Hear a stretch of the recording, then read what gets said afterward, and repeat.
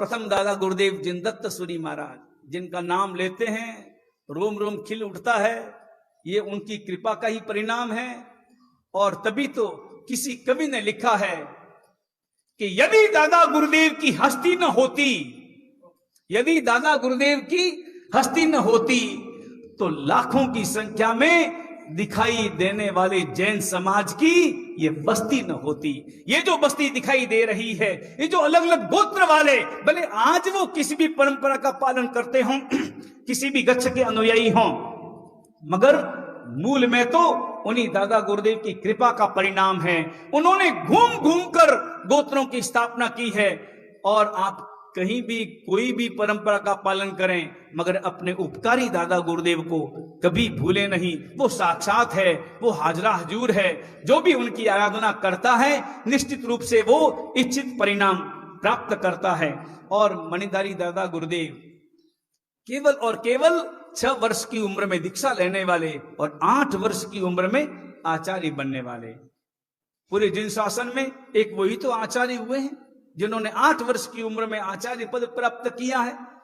ऐसे मणिधारी दादा गुरुदेव जिन कुशल सूरी जी महाराज और अकबर प्रतिबोधक जिन चंद्र सूरी जी महाराज, क्या उनकी जबरदस्त प्रतिभा रही। चौथे दादा गुरुदेव जिन चंद्र सूरी जी महाराज केवल 17 वर्ष की उम्र में उन्होंने क्रियोद्धार किया। 17 वर्ष की उम्र में, 17 वर्ष की उम्र में, 14 वर्ष की उम्र में वे गच्छनायक बने और 17 वर्ष की उम्र में उन्होंने क्रियोद्धार किया। जो अपने गुरु भगवंत का सपना था, आचार्य जिन माणिक्य सूरी का जो सपना था, क्रियोद्धार करना और गच्छ में से शिथिलता को नेस्त नाबूद करना।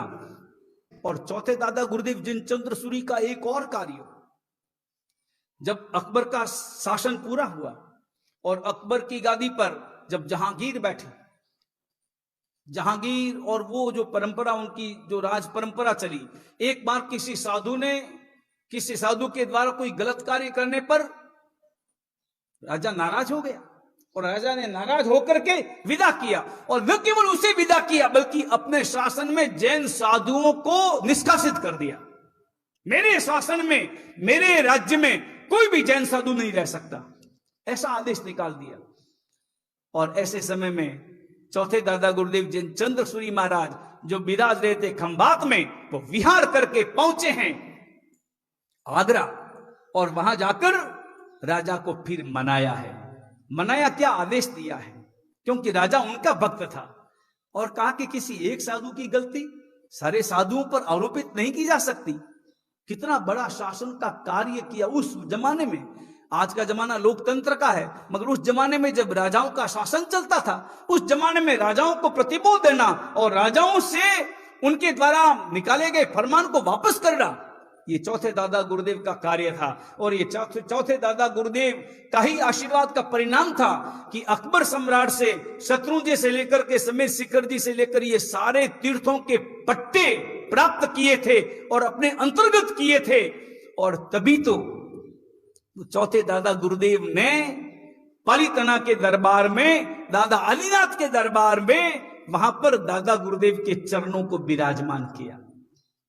और एक और अचरज की बात, चौथे दादा गुरुदेव ने 2 साध्वी जी भगवंतों के चरण विराजमान किए और उन चरणों में लिखा कि ये चरण जिन चंद्र सूरी के द्वारा प्रतिष्ठित किए गए, उनके द्वारा 2 साध्वी जी भगवंतों के चरण उन्होंने प्रतिष्ठित किए।